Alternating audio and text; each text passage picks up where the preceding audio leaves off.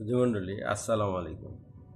আজকে আপনাদের মাঝে চলে আসলাম আমার অলিয়া উলিয়া সম্পর্কিত একটা গল্প, যেটা আমি সচরাচর বলে থাকি। সেই গল্পটা আজকে চিন্তা করলাম যে আপনাদের সাথে শেয়ার করি। গল্পটা হচ্ছে এরকম যে একজন মানুষ কৃষক, বৃদ্ধ হয়ে গেছে।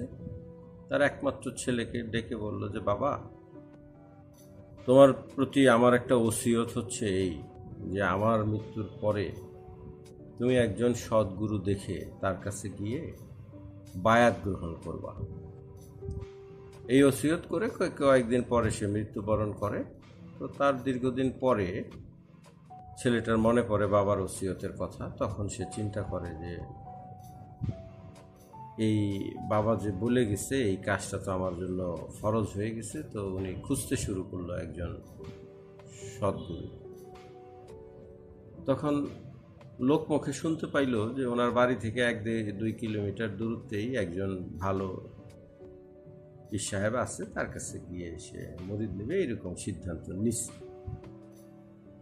তো এই ছেলেটা আবার পাঞ্জেকারা নামাজি, খুব 5 ওয়াক্ত নামাজ পড়ে। তারপরে বাবার ওসিয়ত অনুযায়ী হুজুররা তার নামাজ বন্ধ করে দেয় না। সে রওনা দিচ্ছে যে গুরু পীরের কাছে যাবে, গিয়ে মুরিদ হবে। তো এই সুবাদে বের হয়েছে। বের হওয়ার পরে সে বাড়ির কাছাকাছি গেছে, একজনকে জিজ্ঞাসা করছে যে, ভাই, পীর সাহেবের বাড়িটা কোন দিকে? তখন ওই ভদ্রলোক ডাক দিয়ে বলল যে, বাবারে, আমি তো তোমারে চিনি, তুমি এই পীর সাহেবের কাছে কেন যাবা? এই পীর সাহেব তো, তুমি পাঞ্জেখানা নামাজ আদায় করো, এই পীর সাহেবের কাছে গেলে তোমার নামাজ রোজা সব বন্ধ করে দেবে। শুধু শুধু নামাজি মানুষ, কেন এই পীর সাহেবের কাছে যাবা? তার চাইতে ভালো তুমি দেখো যেখানে নামাজ রোজা আছে সেখানে যাও। তো ছেলেটা কথা শুই না আর দেরি করে নাই, ওইখান থেকে ব্যাক করছে, একদম সোজা বাসায় আইছে। বাসায় আইসা মন খারাপ করে বসে আছে। তো একদিন হঠাৎ চিন্তা ঢুকলো মাথায় যে আমি তো মানুষের কথা শুনে চলে আসলাম, এটা বোধহয় ঠিক হয় নাই। ওই হুজুরের কাছে গিয়েই তো আমি জানতে পারি যে আসলে উনি নামাজ বন্ধ করে দেয় না নামাজ পড়ার অনুমতি দেয়। তো এই সিদ্ধান্ত নিয়ে পরবর্তী দিনে তিনি চলে গেলেন সে হুজুরের কাছে। হুজুরের কাছে গিয়ে বলল যে, হুজুর, আমি আপনার কাছে মুরিদ হইতে আইছি। ঘটনা ভেঙে বলল যে, বাবা আমাকে ওসিয়ত করে গেছে, সেই ওসিয়তের কারণে আমি আসলাম আপনার কাছে। তো হুজুরের কাছে গিয়ে বলল, আমি আমার বাবার ওসিয়ত মোতাবেক আসছি। তো আমি এর আগেও আসছিলাম। তো সেখানে একজন বলল যে আপনার কাছে আসলে নাকি নামাজ রোজা বন্ধ করে দেন, সেই ভয়ে আবার আমি চলে গেছিলাম বাড়িতে। তো এখন হুজুর হাসি দিয়ে বলল যে, দেখো বাবা, আসলে নামাজ রোজা তো বন্ধ করার বিষয় না, তবে আমি কিন্তু একটু ভিন্ন রকমের পীর সাহেব। আমার কাছে আসলে তোমাকে 6 ওয়াক্ত নামাজ পড়তে হবে বায়াত নিলে, মুরিদ হইলে। তখন সে বলে যে, 6 ওয়াক্ত? আমরা তো জানি 5 ওয়াক্ত। তখন উনি বলল যে, তাহাজ্জুদের একটা নামাজ আছে, মধ্যরাতে পড়তে হয়, সেই নামাজটাও তোমাকে পড়তে হবে। ছেলেটা অনেক খুশি হয়ে গেল, মহা খুশি। তো সে বলল যে, হ্যাঁ হুজুর, তাহলে আমার বায়াত দেন, আমি তো ভুল বুঝছিলাম মানুষের কথায়। তখন ও বলল যে, হ্যাঁ বাবা, তোমার বায়াত দিব, তবে বায়াতের আগে তুমি আমাকে একটা কাজ করবা। সেটা হচ্ছে যে তুমি এই ঘটনাটা ইরানের অ্যারাবিয়ান একটা ঘটনা, বাংলায় রূপান্তর করে বলতেছি। তো যাই হোক, বলল যে আমাকে তুমি খেজুর খাওয়াবা, খুব উন্নত মানের খেজুর কিনে নিয়ে আসো। মুরিদ হওয়ার পরে তো মানুষের মিষ্টি মুখ করাইতে হবে, তো তুমি খেজুর কিনে নিয়ে এসো। তখন ছেলেটা বলল, হ্যাঁ ঠিক আছে। তো ছেলেটা যখন উঠছে খেজুর কিনতে যাবে, এই সময় ডাক দিয়ে বলল যে, শোনো বাবা, তুমি যেই দোকান থেকে খেজুর কিনবা, সেই দোকানের যিনি বিক্রেতা, তার দিকে ভালো করে দৃষ্টি দিয়ে দেখবা সে মানুষ কিনা। যেই দোকান থেকেই কিনবা, সেই দোকানেই দৃষ্টি দিয়ে দেখবা যে সে মানুষ কিনা। যদি মানুষ হয়, তার কাছ থেকে কিনে আনবা। তখন সে চিন্তা করলো, বের হয়ে গেল রাস্তায়, পথে চিন্তা করে যে মানুষ ছাড়া তো আর হাটে বাজারে খেজুর কেউ নিয়ে আসে না। তো হুজুর কি বললো এটা? তো হাঁটতে হাঁটতে গেল, এক দোকানে খেজুর দেখলো, খুব ভালো পছন্দ হয়েছে, দাম দর করে বলল যে কিছু পরিমাণ, বলল যে এই পরিমাণ খেজুর দেন আমাকে। তো ভদ্রলোক মাপঝোপ করে রেডি, টাকা দিবে। এই সময় ভদ্রলোকের দিকে, ওই বিক্রেতার দিকে তাকাইছে, দেখে তার দিব্য জ্ঞান খুলে গেছে। সেই দিব্য জ্ঞানে সে দেখলো যে সে একটা গরু, তার আকার আকৃতিটা দেখতে গরুর মতো। তো সে চমকায় উঠল। তো কারণ এটা বিষয়টা তো গুরু পীর সাহেবের খেলা। তো আবার তাকাইছে, দেখে যে গরু আকৃতি দেখা যায়। তখন ওনার কাছে মাপ টাপ চায়, বললো যে ভাই আমি ভুল করে ফেলছি, আমার তো আসলে এই খেজুর নেওয়ার কথা না, যাই হোক আমি খেজুরটা নিব না।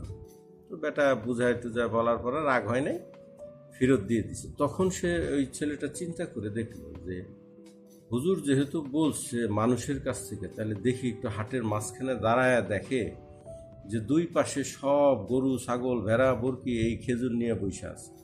হাটের শেষ মাথায় একটা মানুষ দেখা যায়। তখন তিনি দৌড় দিয়ে সেই মানুষটার কাছে গিয়ে বলল যে বাবা রে, তোমার এই যতটুকু খেজুর আছে আমি এই খেজুরটা কিনে নিলাম, দাম যাই হোক। তখন ওই বিক্রেতা বলল যে বাবা রে, এই খেজুরটা আমি নিয়ে আসছি একটা মানুষের কাছে বিক্রি করার জন্য। তখন বলল খুব ভালো, আপনার সাথে আমার কথার মিল হয়ে গেছে, তো আপনি আমাকে খেজুরটা দিয়ে দেন। কিন্তু যতবারই সে খেজুরটা চায় ততবারই সেই লোকটা বলে যে আমি খেজুরটা মানুষের কাছে বিক্রি করব। তখন ছেলেটা চিন্তা করে গেল ব্যাপার কি, বারবার এই কথা বলতেছে। তখন সে তার নিজের দিকে তাকাইল। তো নিজের দিকে তাকায় দেখে, চমকায় উঠছে, তাকায় দেখে যে সে বড় বড় কানওয়ালা একটা গাধার মতো আকৃতিতে ওরে দেখা যায়। তো আবার ভালো করে তাকায় নিজের দিকে ঘুরে টুরে তাকায়, দেখা আয়নার মাধ্যমেও দেখলো, দেখার পরে দেখে যে ওর আকার আকৃতিটা একটা গাধার মতো। তখন ও আর ওই খেজুর তো দূরের কথা, সব ফালায় টালায় সব দৌড় দিছে সোজা পীর সাহেবের কাছে, যাই একেবারে হুমড়ি খেয়ে পায়ের উপরে পড়ছে, বলছে যে গুরুজি আপনি আমাকে দয়া করে মানুষ বানান আমার। তখন গুরু হাসি দিয়ে বলল যে বাবা ওঠো, দেখো এই পৃথিবীতে যত ইবাদত বন্দিগি ফরজ হিসেবে ধার্য করা হয়েছে, শুধু মনে রাখতে হবে যে এই ইবাদত বন্দিগিগুলি মানুষের জন্য ফরজ হিসেবে ধার্য করছে। তো বাবা তুমি যে এই নামাজ রোজা যা কিছুই করো ইবাদত বন্দিগি, এইগুলি করার আগে তোমাকে মানুষ হইতে হবে, পরিপূর্ণ একজন মানুষে পরিণত হওয়ার পরে তোমার উপরে এই ইবাদত বন্দিগি ফরজ হবে, আগে মানুষ হও। তো এই গল্পটা আমার এইটা খুবই জরুরি হয়ে পড়ছে। আমাদের আসলে যে যেভাবেই যে আঙ্গিক থেকে ইবাদত বন্দিগি করি না কেন, আমাদের প্রথম স্ট্রাকচারালি একটা মানুষে পরিণত হইতে হবে, পূর্ণ মানুষে। যদি মানুষ না হইতে পারি তাহলে ইবাদত বন্দিগি করে আমার কি লাভ বলেন? আর আমি বুঝবও তো না, এই মানুষ হওয়াটা অতীব জরুরি। তাই একজন সদ্গুরুর কাছে একটা মানুষের যে কত প্রয়োজন, একটা সদ্গুরু তার কাছে গেলে পরে সে, আমরা তো ধরেন সদ্গুরুর বাহিরে যখন থাকি, যখন এটাকে নিয়ে চিন্তা করি না, তখন আপনাকে বুঝে নিতে হবে যে আমাদের এই মনুষ্যত্ব বোধের অভাব আছে। সেই ক্ষেত্রে আমরা মানুষের দোষ ত্রুটি খুঁজে বেড়াই। এই পীর অলিয়া উলিয়া এরা অনেক ত্যাগ তিতিক্ষার মধ্য দিয়ে নিজেকে তৈরি করছে, বিধায় আজকে তারা একটা দিব্য জ্ঞানের, আলোকিত জ্ঞানের অধিকারী হতে পেরেছে। তো সুধীমণ্ডলী, আমি এই গল্পটা দিয়ে যা বুঝাইতে চাইছি আমার বিশ্বাস আপনারা এটা বুঝে যাবেন, আর বুঝতে পারলে ভালো হবে। তো আপনারা একজন সদ্গুরুর কাছে গিয়ে আপনাদের এই মানব জীবনটাকে ফিরে পেতে পারেন, এটা খুবই জরুরি, খুব প্রয়োজন আমি মনে করি। বিধায় এই জন্য আমি আপনাদের সাথে শেয়ার করলাম গল্প আকারে, যেন আমরা গল্পবাজ মানুষ, তো আমরা এটা গল্প বুঝি দ্রুত, তাই এই গল্পটা আমি আপনাদের সামনে তুলে ধরলাম। নেক্সট এপিসোডে আমি চিন্তা ভাবনা করে দেখব যে কি আসলে এখানে অনেক অপশন আছে, যেমন ধরেন নিজেকে চেনার, চেনা জানার অপশন, নো দাই সেলফ, এই সমস্ত অনেক সকল ধর্মগ্রন্থই নিজেকে চেনার ব্যাপারে বলে থাকে, এবং ওয়াজিনরা ওয়াজও করেন যে আল্লাহ বলছে, রাসূল বলছে নিজেকে চেনার জন্য। তো এই কিন্তু কেউ বলে না যে কিভাবে আমি আমাকে চিনব। তো আমি দেখি নেক্সট এপিসোডে চেষ্টা করব কিভাবে আমাকে নিজেকে নিজে চিনব সেই ব্যাপারে একটু আলোকপাত করার জন্য। আমার জন্য প্রার্থনা করবেন। আমি চাই আপনাদের প্রেম ভালোবাসা, আপনারা আমাকে ভালোবাসবেন, এইটুকুই আমি ক্ষুধার্ত। আপনাদের ভালোবাসায় যেন আমি সিক্ত হতে পারি। সুধীমণ্ডলী, আপনাদের সকলের প্রতি শান্তি বর্ষিত হোক। জয় গুরু, ভালো থাকবেন আপনারা। আসসালামু আলাইকুম ওয়া রাহমাতুল্লাহ।